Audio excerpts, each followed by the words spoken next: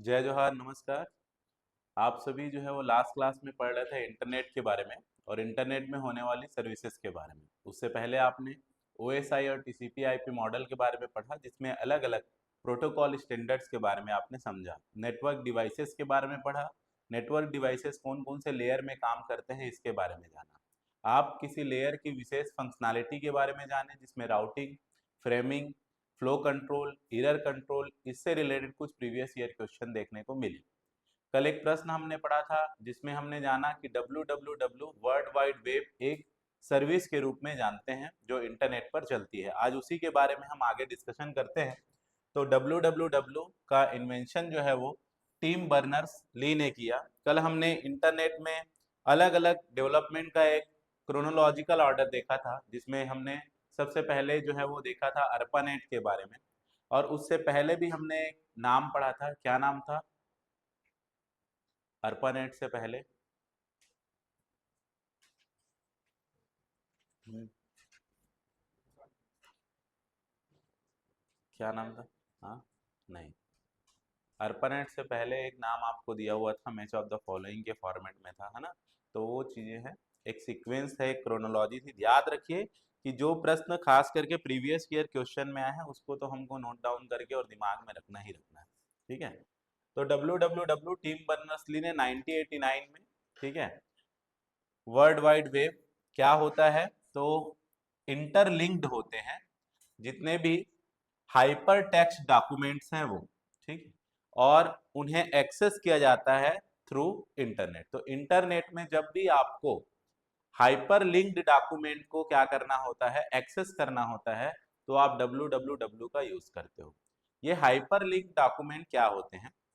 तो HTML जैसे markup language से जो डॉक्यूमेंट तैयार किए जाते हैं, जिसमें एक डॉक्यूमेंट में दूसरे डॉक्यूमेंट का हाइपर लिंक रखा जाता है ताकि दूसरे पेज तक भी पहुंचा जा सके। तो उस उन सभी डॉक्यूमेंट्स को एक्सेस करने के लिए एक सर्विस है www।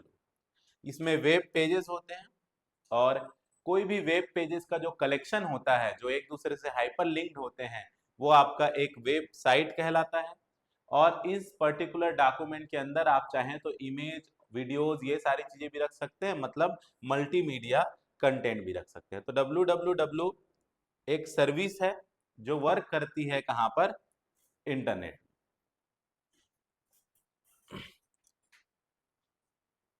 क्या क्या कंपोनेंट है? तो www का एक है वेब सर्वर। वेब सर्वर्स में क्या स्टोर रहते हैं? जितने भी वेब पेजेस हैं, ठीक है, वो सब स्टोर रहते हैं और उन्हीं वेब पेजेस को आप ला सकते हो कहाँ से? वेब सर्वर से।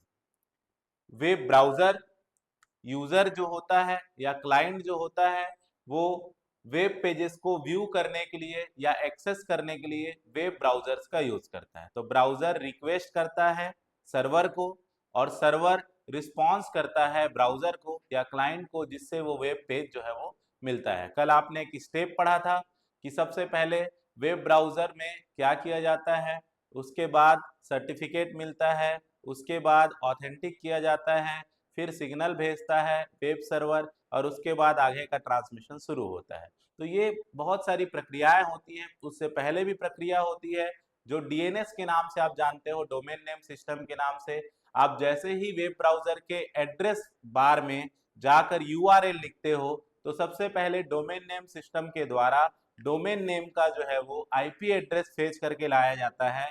उसके बाद वो आईपी एड्रेस के जो भी सर्वर जहां पर रखा हुआ है वहां पर जाने का काम किया जाता है। तो उसके लिए अलग स्टेप्स जो है वो फॉलो किए जाते हैं। प्रश्न उसके आधार पर पूछे जाते रहे हैं। www स्टैंड फॉर आपसे पूछा गया है, तो www होता है वर्ल्ड वाइड वेब होता है। www को इन्वेंट किया था किन्होंने? टिम बर्नर्स ली ने, और इन्होंने ही HTML भी किया था, याद रखेंगे। www को डिस्क्राइब करना है आपको, तो ये क्या है? एक सिस्टम है जो इंटरलिंक्ड हाइपर टेक्स्ट डॉक्यूमेंट को एक्सेस करता है थ्रू इंटरनेट। इंटरनेट से जो इंटरलिंक्ड हाइपर टेक्स्ट डॉक्यूमेंट हैं जैसे वेब पेजेस, उनको एक्सेस करने के लिए www एक सर्विस के रूप में जाना जाता है।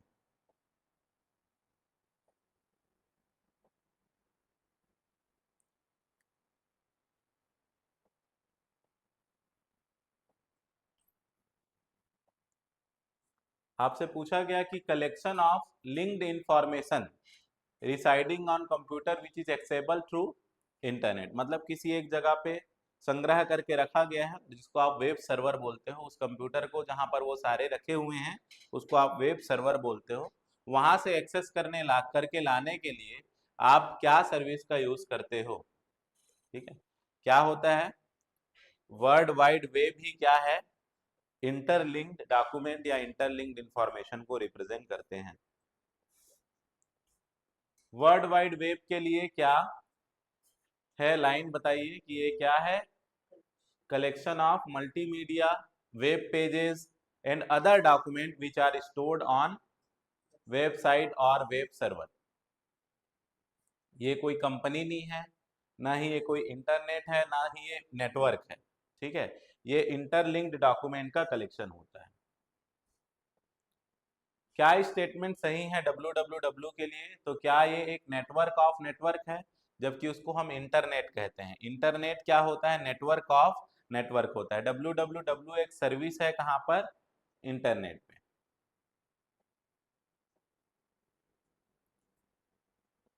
अपने वेब पेज को आप www में रखना चाहते हो तो उसके लिए आपको क्या चीज की जरूरत पड़ेगी? सबसे पहले इंटरनेट जरूरी पड़ेगा, फिर आपको ब्राउजर ओपन करना पड़ेगा, फिर उसके बाद अपने सर्वर में जाओगे और वहां पे जाके अपलोड करोगे। तो all of the above. Internet is one of the popular service. क्या इंटरनेट सर्विस है? www जो है वो क्या है? सर्विस है। क्या www एक यूनिवर्स ऑफ नेटवर्क है? Accessible information. अगर आपको क्या करना होता है, नेटवर्क में रखे हुए किसी भी सूचना को एक्सेस करना होता है तो उसके लिए क्या यूज करते हैं? www। तो www इज अ सर्विस, याद रखिएगा, और ये यूनिवर्स है नेटवर्क एक्सेसिबल इंफॉर्मेशंस का। वहां सारे प्रकार के जो लिंक्ड इंफॉर्मेशन है वो क्या है? उपलब्ध है। आप उसमें से कुछ भी लेकर आ सकते हैं www के through. Group of statement www के लिए क्या सही है? तो ये एक वेब सर्वर है। वेब सर्वर एक सॉफ्टवेयर होता है क्या? वेब ब्राउजर एक कंप्यूटर सिस्टम है क्या?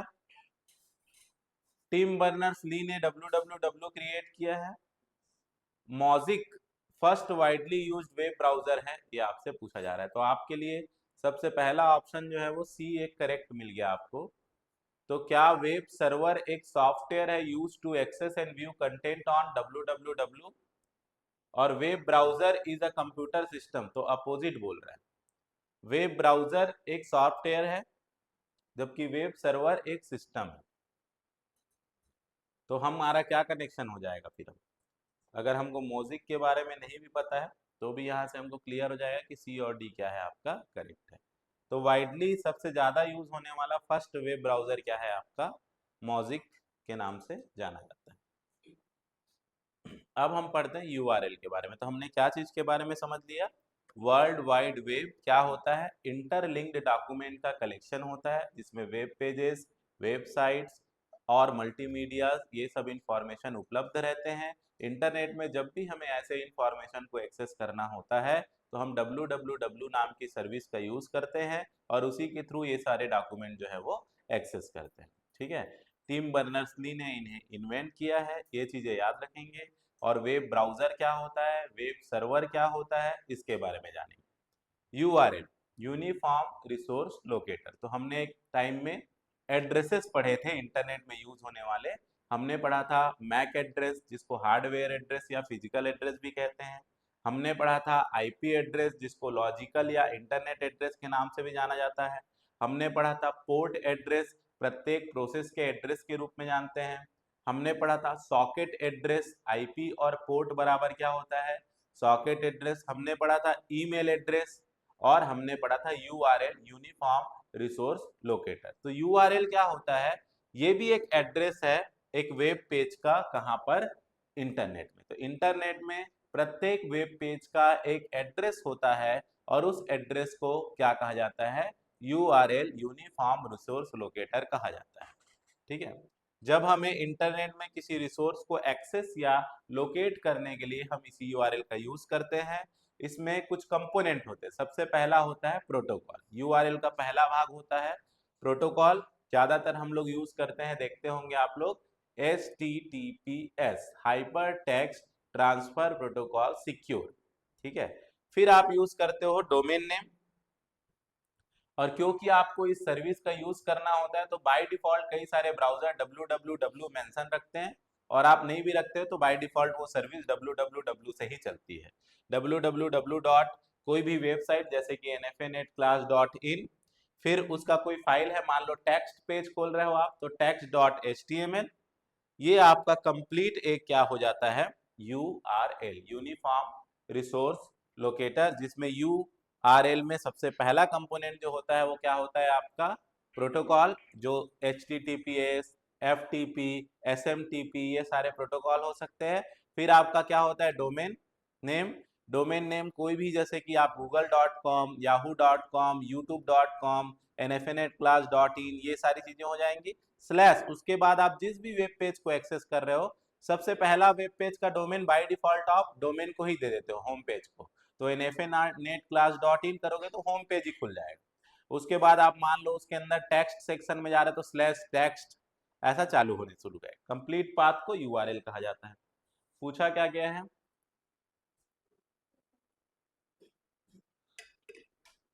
क्या होगा फुल फॉर्म यूआरएल का, uniform resource locator. Web page address को क्या कहा जाता है, यूआरएल। किसी भी वेब पेज के एड्रेस को हम क्या कहते हैं, यूआरएल कहते हैं।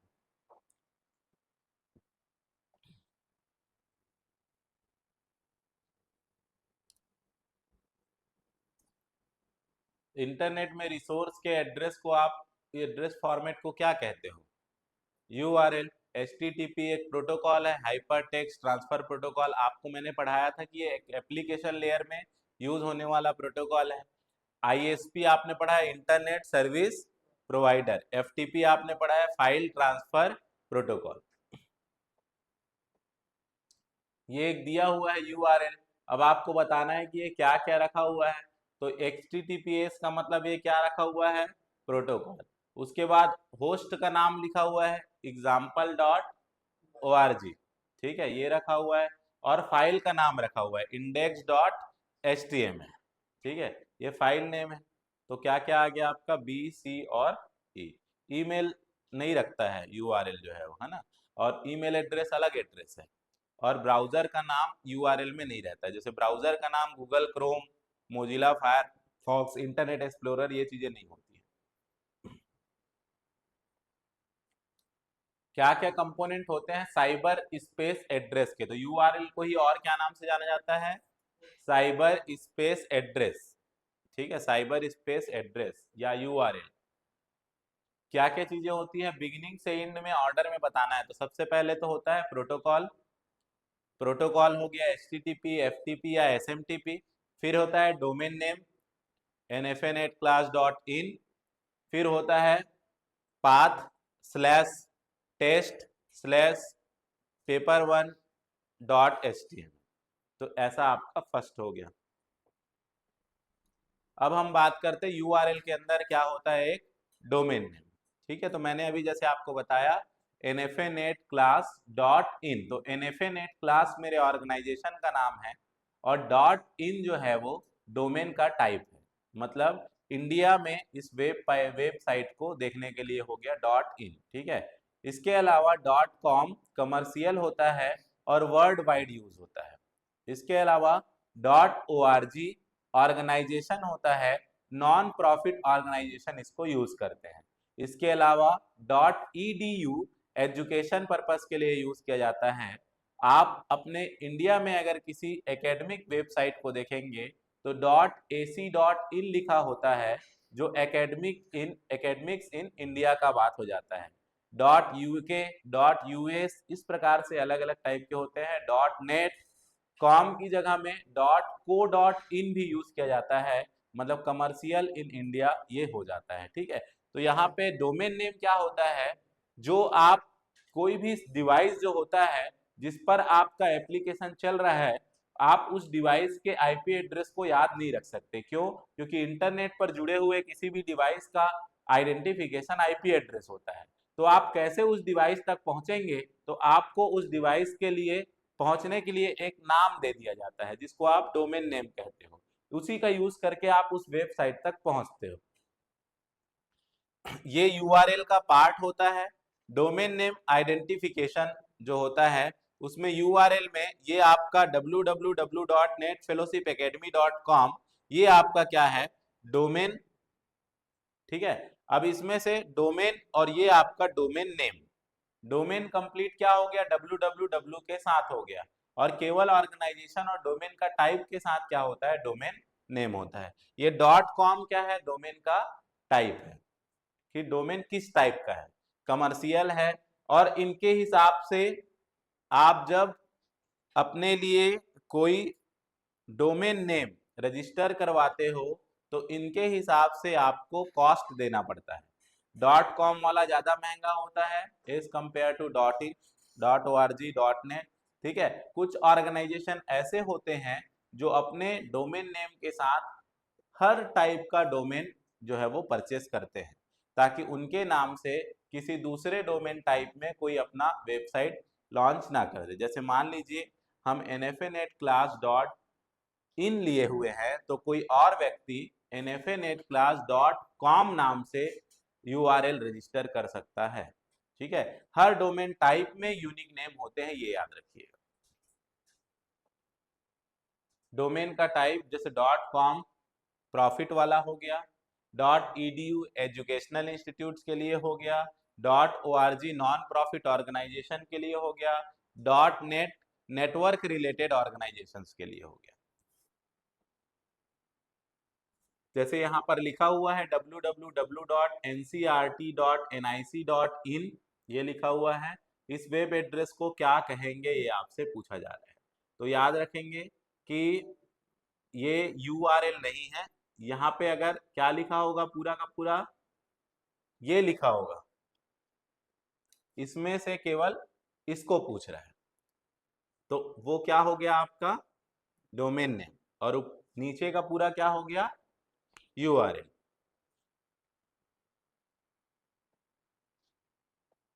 नेक्स्ट,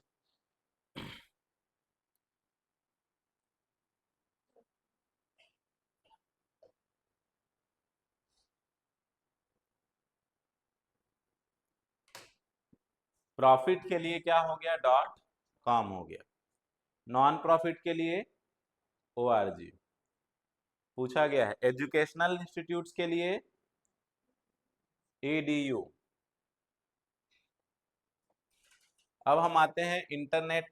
जब हम लोग आजकल एक्सेस करते हैं तो एक नई टेक्नोलॉजी के बारे में हम जानते हैं। 3G 4G के बाद 5G के साथ यूज होने वाली टेक्नोलॉजी आपने पढ़ा सुना होगा। जब आप मोबाइल यूज किए तो LTE, LTE का फुल फॉर्म क्या होता है? Long term evaluation. ठीक है, आपके सिम में या टावर के ऊपर आसपास लिखा रहा। फिर VoLTE आया, voice over long term evaluation. फिर आया VoIP, voice over internet protocol. आजकल फोन कॉल्स को भी इंटरनेट कनेक्शन की सहायता से ट्रांसफर करने का काम किया जाता है, उसको हम यूज करते हैं VoIP, voice over internet protocol. ठीक है, ये एक टेक्नोलॉजी है जो वॉइस और मल्टीमीडिया कम्युनिकेशन को इंटरनेट में ट्रांसफर करने यूज करने का काम आती है। जैसे हम पहले टेलीफोन लाइंस का यूज करते थे, उसकी जगह में हम सीधा सीधा आप इंटरनेट कनेक्शन का ही यूज करते हैं। VoIP voice over internet protocol work करता है, वॉइस सिग्नल को कन्वर्ट करता है डिजिटल डेटा में और ट्रांसमिट करता है नेटवर्क में इंटरनेट प्रोटोकॉल का यूज करके। ये रियल टाइम कम्युनिकेशन, जैसे लोग अलग अलग जगह में रखे हुए हैं तो उनको ऑनलाइन मीटिंग करना है, ऑनलाइन डिस्कशन करना है, तो उसके लिए ये प्रोटोकॉल, ये टेक्नोलॉजी यूज होती है। दूसरे कम्युनिकेशन मेथड जैसे ईमेल है या वॉइस मेल है या टेक्स्ट मैसेज है, जो VoIP है वो रियल टाइम में वॉइस इंटरेक्शन, ठीक है, प्रोवाइड करता है लाइव कम्युनिकेशन में, लाइव वीडियो कॉन्फ्रेंसिंग में, लाइव वीडियो कॉलिंग में, या फिर लाइव वॉइस कॉलिंग में रियल टाइम में कन्वर्ट करने का काम करता है। ठीक है, तो ये आपका क्या हो जाता है, VoIP। पूछा क्या क्या गया है, देखिए आपसे पूछा गया है कि कौन सा कम्युनिकेशन बेस्ड है एक मीटिंग में दो लोगों के बीच में मीटिंग करने के लिए जो अलग अलग जगह में क्या है, अवेलेबल है। तो सबसे बेस्ट क्या होगा, VoIP। बाकी सब तो जो है वो आपके असिंक्रोनस है, मतलब नॉन रियल टाइम है, तो ये आपका ईमेल, वॉइस मेल या टेक्स्ट मैसेज नहीं कर सकते हैं। तो VoIP जिसमें आप जूम है, माइक्रोसॉफ्ट टीम है, स्काइप, ये सारे आपने कॉन्फ्रेंसिंग के लिए सुना है, वीडियो कॉन्फ्रेंसिंग के लिए। वॉइस और मल्टीमीडिया सेशन को इंटरनेट के थ्रू भेजना कौन सा मेथोडोलॉजी है, voice over internet protocol. TCP/IP क्या है, एक मॉडल है जो इंटरनेट मॉडल के नाम से जाना जाता है। UDP क्या है, एक प्रोटोकॉल है जो ट्रांसपोर्ट लेयर का अनरिलेबल प्रोटोकॉल है, यूजर डेटाग्राम प्रोटोकॉल। और चैट क्या होता है, बातचीत करना चैट होता है। फोन कॉल को नेटवर्क वायर के थ्रू रूट करना, मतलब इंटरनेट के थ्रू रूट करना, क्या होता है, VoIP। ये तो खुद एक केबल है, टेली कॉन्फ्रेंसिंग टेली कम्युनिकेशन का पार्ट है, और वीडियो कॉन्फ्रेंसिंग जो है वो एक वह तकनीक है जिसके थ्रू आप वीडियो के थ्रू एक दूसरे से क्या करते हो, कम्युनिकेशन। अब एक टर्मिनोलॉजी यूज होती है जिसको हम क्या कहते हैं, ब्लॉग कहते हैं। ब्लॉग जो कहां से आया है, वेबलॉग वर्ड से आया हुआ है, वेबलॉग। ठीक है, वेब मतलब इंटरनेट, बाद में इसको शॉर्ट करके वी ब्लॉग का नाम दिया गया है, वीलॉग। ठीक है, ब्लॉग जिसको हम लिंग्विस्टिक ट्रांसफॉर्मेशन के नाम से जानते हैं। ठीक है, जब हम लोग क्या करते हैं, किसी भी एक प्रकार का पर्सनल या कारपोरेट वेबसाइट जहां रेगुलरली क्या करते रहते हैं, पोस्ट करते रहते हैं, है ना, और जो हमको शो होता है क्रोनोलॉजिकल ऑर्डर में, मतलब जो सबसे लेटेस्ट होता है वो पोस्ट सबसे ऊपर दिखाई देता है। ठीक है, तो हम इसमें एक ऑथर भी लिख सकता है या बहुत सारे ऑथर भी लिख सकते हैं। एक ऑथर एक पर्टिकुलर टॉपिक में लिखता रहता है, दूसरा ऑथर दूसरे टॉपिक में लिखता रहता है। तो एक पर्सनल या प्राइवेट जो वेबसाइट है या जर्नल कह सकते हैं, जिसमें रेगुलरली टॉपिक सेंड किया जाता है, उसको हम ब्लॉग कहते हैं। और जो ब्लॉग लिखता है उसको ब्लॉगर कहा जाता है। ठीक है, तो ये किस वर्ड से आया हुआ है, ब्लॉग।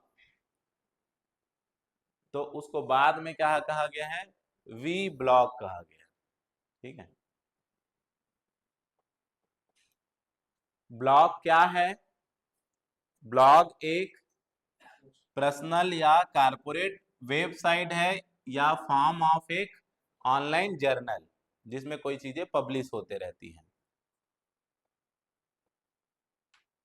ब्लॉग को क्या डिस्क्राइब करता है, एक वेबसाइट है क्या ये, एक क्रोनोलॉजिकल लिस्ट ऑफ पोस्ट है एक वेबसाइट में, जो एक सिंगल ऑथर किसी सब्जेक्ट के बारे में उसको लिखता रहता है। सीरीज ऑफ ऑडियो या वीडियो एपिसोड को पॉडकास्ट बोलते हैं, क्या कहते हैं, पॉडकास्ट। और एक वेबसाइट जो मल्टीपल यूजर को कोलैबोरेट करने के लिए अलाउ करता है उसको विकीज बोलते हैं, उसे क्या कहा जाता है, विकीज कहा जाता है।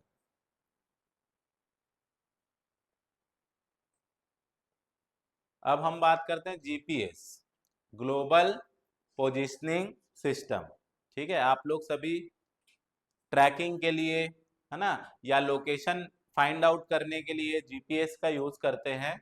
यह एक सैटेलाइट बेस्ड नेविगेशन सिस्टम है। ठीक है, सैटेलाइट बेस्ड नेविगेशन सिस्टम है जिसको आप किसी भी व्यक्ति के, किसी गाड़ी के एग्जैक्ट लोकेशन को पता करने के लिए प्रयोग में लाते हो।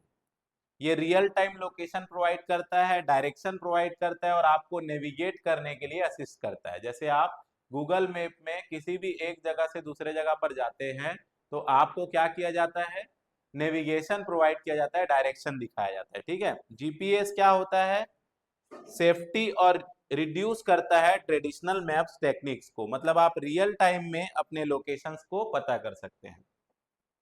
जीपीएस के लिए प्रश्न दिया गया था, जीपीएस क्यों यूज किया जाता है, तो ये एग्जैक्ट लोकेशन बता सकता है किसी भी व्हीकल का कि वो कहाँ चल रहा है, किस रास्ते में चल रहा है।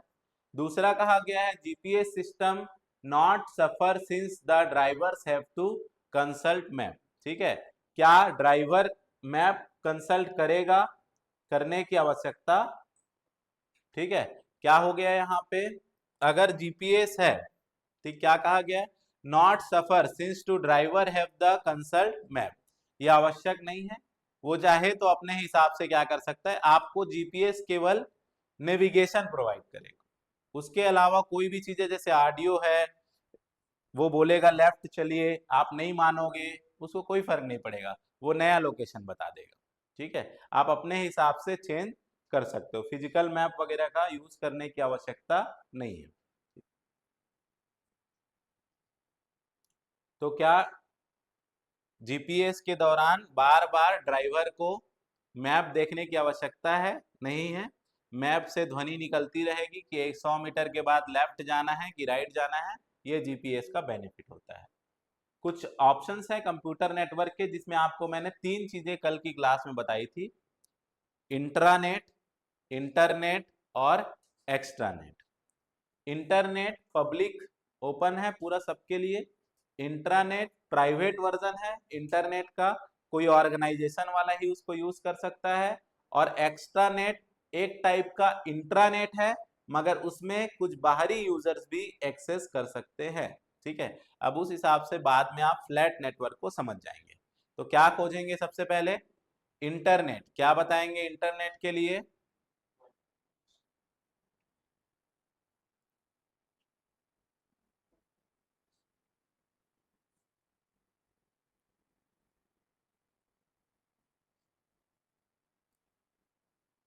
World wide connection of network. Internet का फुल फॉर्म क्या होता है, इंटर नेटवर्क्स, मतलब बहुत सारे नेटवर्क को जब आपस में जोड़ा जाता है तो क्या बनता है, इंटरनेट बनता है। जैसे हमारे ऑफिस में कुछ कंप्यूटर्स हैं, उससे एक नेटवर्क बन गया, किसी और ऑफिस में कोई कंप्यूटर है, उससे एक नेटवर्क बन गया, ऐसे करते करते सारे ऑफिसेस के नेटवर्क एक दूसरे से जुड़ते गए तो क्या बन गया, इंटरनेट बन गया।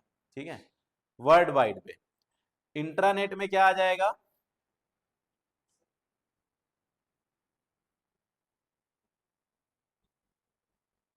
ठीक है, मतलब एक ऐसा नेटवर्क जो पूरी तरीके से ट्रस्टेड एरिया में है, सिक्योरिटी कंट्रोल है और नेटवर्क एडमिनिस्ट्रेटर उसको देख रहा है। एक्स्ट्रा में क्या आ जाएगा, एक वह नेटवर्क जो एक्सटेंशन है सेलेक्टेड पोर्शन का किसी इंट्रानेट में, तो आप इंट्रानेट के किसी पार्ट को क्या कर सकते हो, यूज कर सकते हो। फ्लैट नेटवर्क क्या होता है, ये आप बस अभी याद रख लीजिएगा, पहली बार पूछा गया है अब तक। ठीक है, एक नेटवर्क जो अवॉइड करता है पैकेट लूपिंग इश्यूज को, पैकेट मतलब बार बार एक ही राउटर में नहीं आते रहते।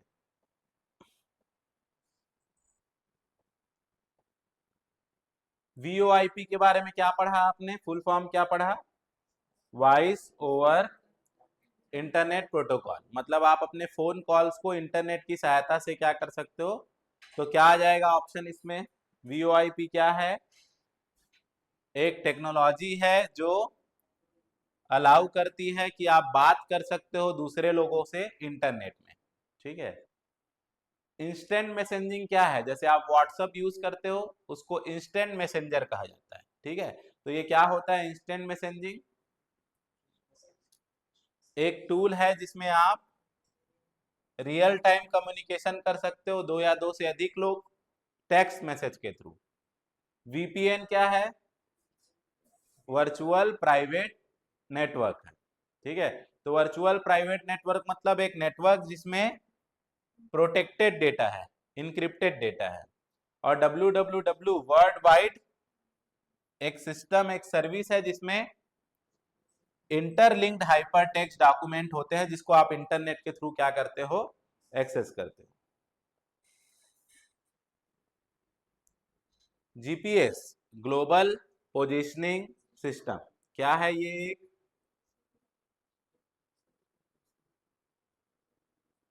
नेविगेशन सिस्टम है, आपका एग्जैक्ट लोकेशन बता सकता है। इंट्रानेट क्या है? प्राइवेट नेटवर्क है। ब्लूटूथ क्या है? वायरलेस टेक्नोलॉजी है, शॉर्ट डिस्टेंस के लिए और लो कॉस्ट वाला होता है। और एचटीटीपी क्या है? प्रोटोकॉल है, hyper text transfer protocol. Previous classes में आपने देखा।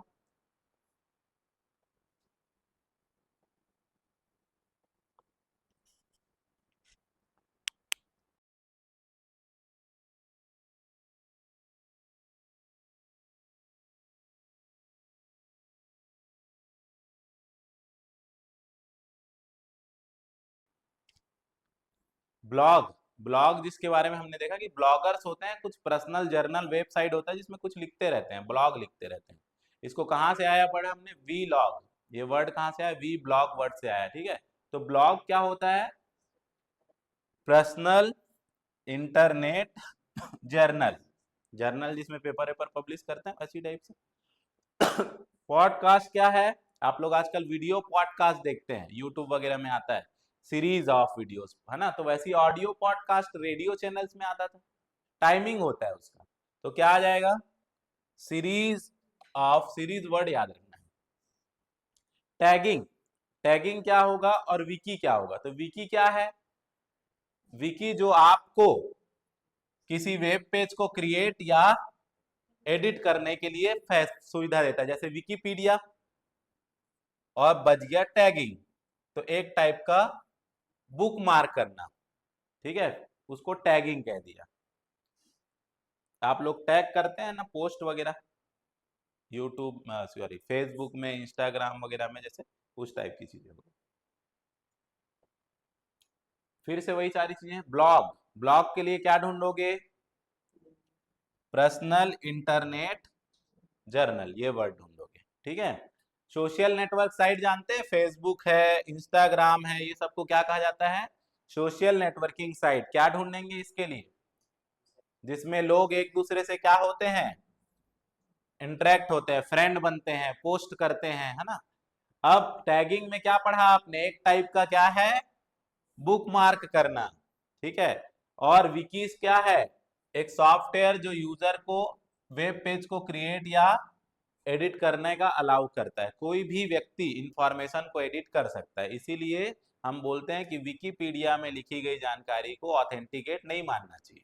क्योंकि मेरे को अगर कुछ लगा, जैसे मान लीजिए किसी ने कोई सवाल देख लिया, अब वो सवाल का उत्तर ले लिया, हमने बोल दिया कि गांधी चौक में गांधी जी आए थे, इसका नाम गांधी चौक रखा गया। विकिपीडिया में मैंने लिख दिया कि गांधी चौक का नाम गांधी चौक इसलिए है क्योंकि गांधी जी, तो सब क्या मानने लगेंगे?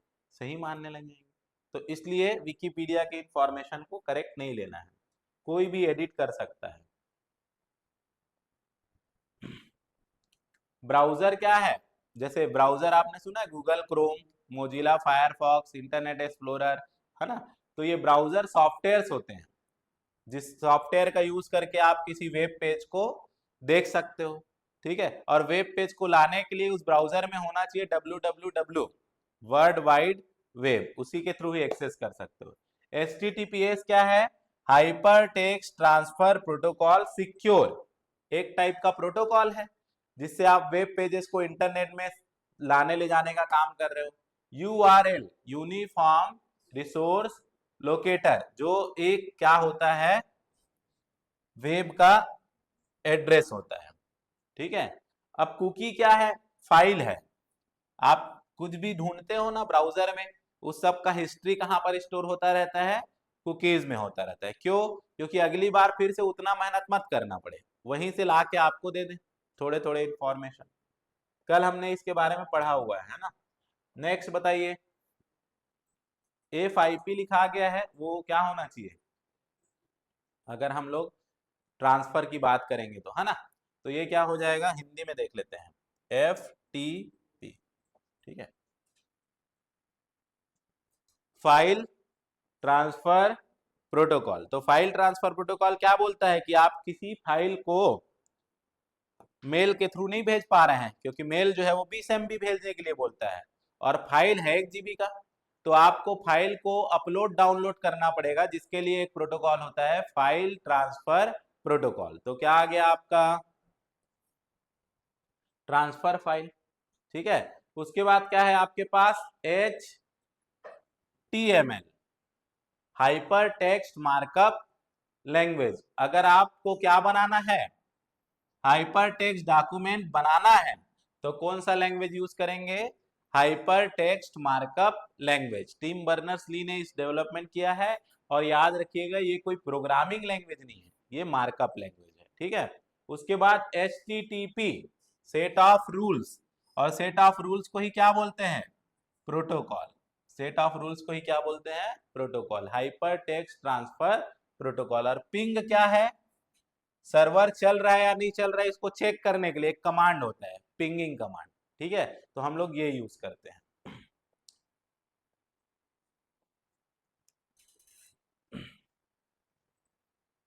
Internet of things, internet of content, internet of people और नेटवर्क ऑफ नेटवर्क किसे कहेंगे। तो सबसे पहले आपको पता है कि नेटवर्क ऑफ नेटवर्क या मदर ऑफ नेटवर्क किसे कहा जाता है, और उसके बाद फिर सारी दुविधाएं खत्म हो जाती हैं।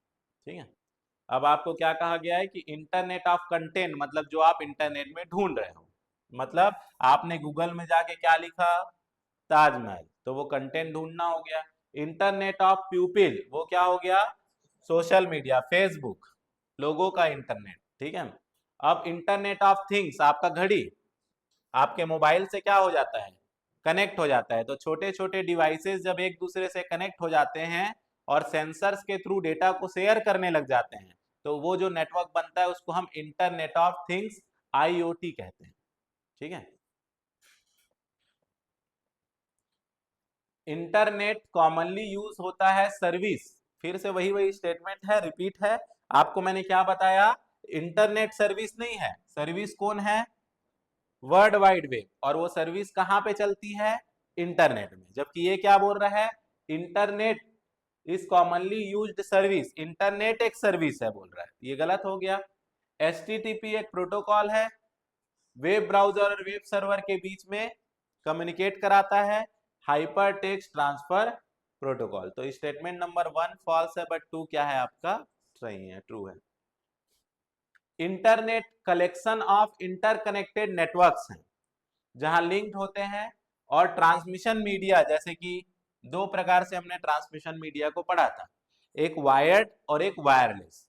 वायर्ड मतलब कंप्यूटर वायर से जुड़े हुए हैं, तो वायर में twisted pair cable, coaxial cable, fibre optic cable, ये सारे आ जाते हैं। और wireless, infrared, radio wave, microwave, जिसमें ब्लूटूथ आता है, वाईफाई आता है, ये आ जाते हैं। ठीक है, world wide web is collection of interconnected document, जहां पर हम इंटरकनेक्टेड, दोनों अलग अलग बात हो रहे हैं ना, ये www की बात कर रहा है और ये किसकी बात कर रहा है, इंटरनेट की, तो ये इसका एक्सप्लेनेशन तो नहीं हो सकता ना। ठीक है, बट दोनों स्टेटमेंट जो लिखे गए हैं वो क्या है, सही है, वो अपनी जगह में सही कह रहा है, वो अपनी जगह में सही कह रहा है, मगर वो उसको प्रूफ नहीं कर रहा है कि इंटरनेट क्यों इंटरकनेक्टेड डॉक्यूमेंट हो, इसलिए not correct explanation, but both statement क्या है आपका, करेक्ट है। विकी, विकीज की बात हो रही है। Wiki usually represent in reverse chronological order, where is blog determined by content and user. Blog क्या होता है, पर्सनल या अपना कुछ का ओपिनियन होता है, जिसमें विकी क्या होता है, एक ऑब्जेक्टिव होता है। तो क्या हो जाएगा, इसमें दोनों के बारे में बताया गया, किसके किसके बारे में, विकी के बारे में और ब्लॉग के बारे में। तो मैंने एक्सप्लेनेशन बताया है कि ब्लॉग जो होते हैं वो रिवर्स क्रोनोलॉजिकल ऑर्डर में होते हैं, मतलब क्या है कि वो जिस क्रम में आएंगे उसी क्रम में रहेंगे, जबकि विकीज आप जो इंफॉर्मेशन जहां रखना चाहो वहां रख सकते हो विकिपीडिया में, ठीक है, अपने हिसाब से।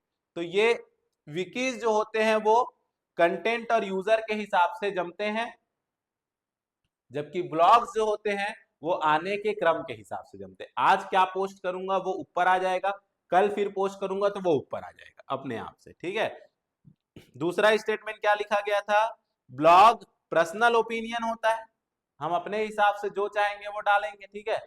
और जबकि जो विकीज होते हैं वो फैक्ट पर बेस्ड होते हैं कि यहाँ ये चौक है, इतने इनाम मिला, ये मिला, वो मिला, ये व्यक्ति ये पैदा हुआ, इस दिन मर गया। विकिपीडिया में देखते हैं वो सारी चीजें, ये चीजें हो गई। ऑब्जेक्टिव्स होता है।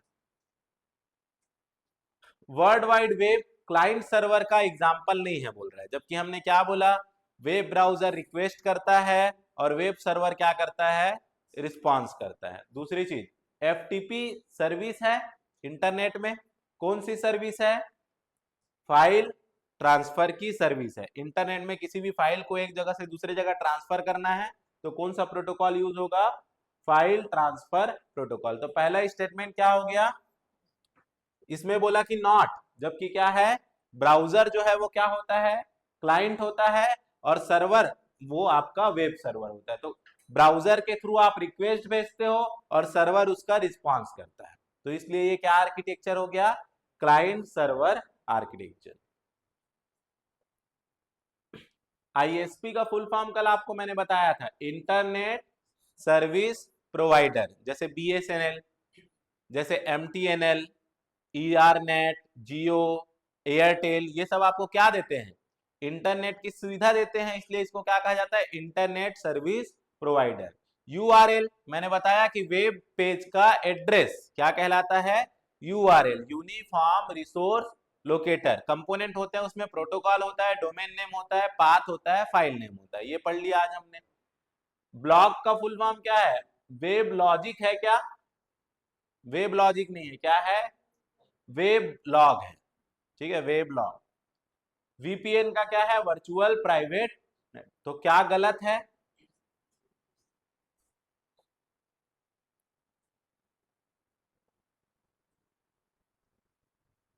ये इसको हम वेब लॉग भी कहते हैं, याद रखिएगा, और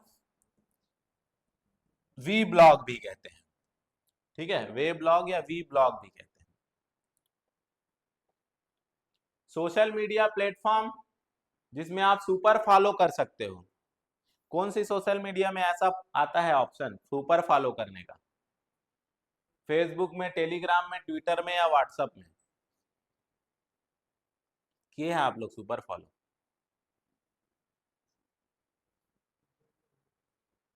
हाँ, ठीक है। फॉलो होता है किसमें, सुपर फॉलो आया ट्विटर में, कब से आया, 2021 से आया। मंथली आपको पैसा देना पड़ता है उसके ट्वीट को देखने के लिए, ठीक है, सुपर फॉलो।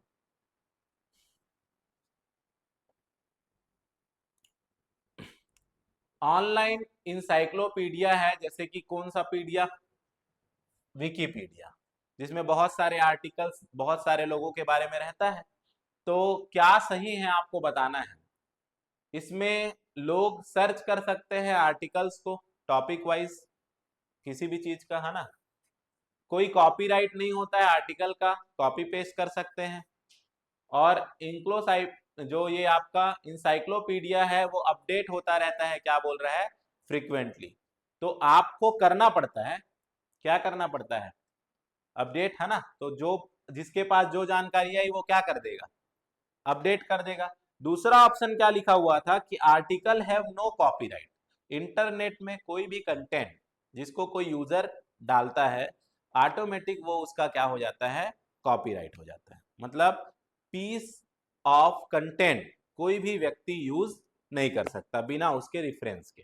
तो इसीलिए कुछ लोग अपने रिसर्च पेपर में भी विकिपीडिया का रेफरेंस देते हैं कि वो जानकारी वो कहां से लिए हुए हैं, मगर मैंने आपको बताया एक अच्छा फैक्ट बेस्ड इंफॉर्मेशन विकिपीडिया को नहीं माना जाता, इसलिए आप उसको अपने रिसर्च वगैरह में कभी आने वाले फ्यूचर में रेफरेंस के रूप में नहीं यूज करें, ठीक है, कि ये जानकारी मेरे को विकिपीडिया से मिली है, तो वो तो हम ऑथेंटिक मान ही नहीं रहे, तो आप अपने रिसर्च में मत बताइए।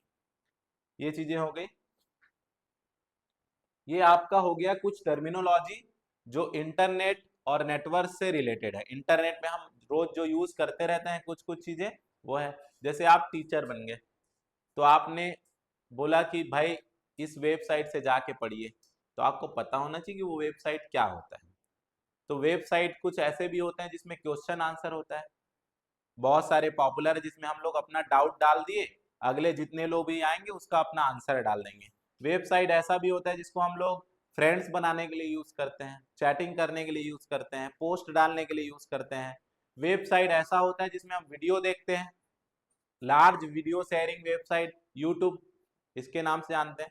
तो बस यही चीजें जो आपके आसपास होते रहती हैं उनके बारे में बेसिक नॉलेज आपको होना चाहिए। ये यहाँ का इस सब्जेक्ट का आईसीटी का मुख्य वो है। ठीक है, हम भले ही सोचते हैं कि हमारा विषय कॉमर्स है या हिंदी है या जियोग्राफी है, मगर हम बन रहे हैं टीचर, तो टीचर को यूज करना है ऑनलाइन मेथड ऑफ टीचिंग। तो अगर उसे online method of teaching use करना है तो उसे इंटरनेट, नेटवर्क, कंप्यूटर की फंडामेंटल नॉलेज होनी आवश्यक है। नहीं तो उसके हर क्लास के लिए एक असिस्टेंट रखना पड़ जाएगा जो कंप्यूटर का नेटवर्क कनेक्ट करेगा।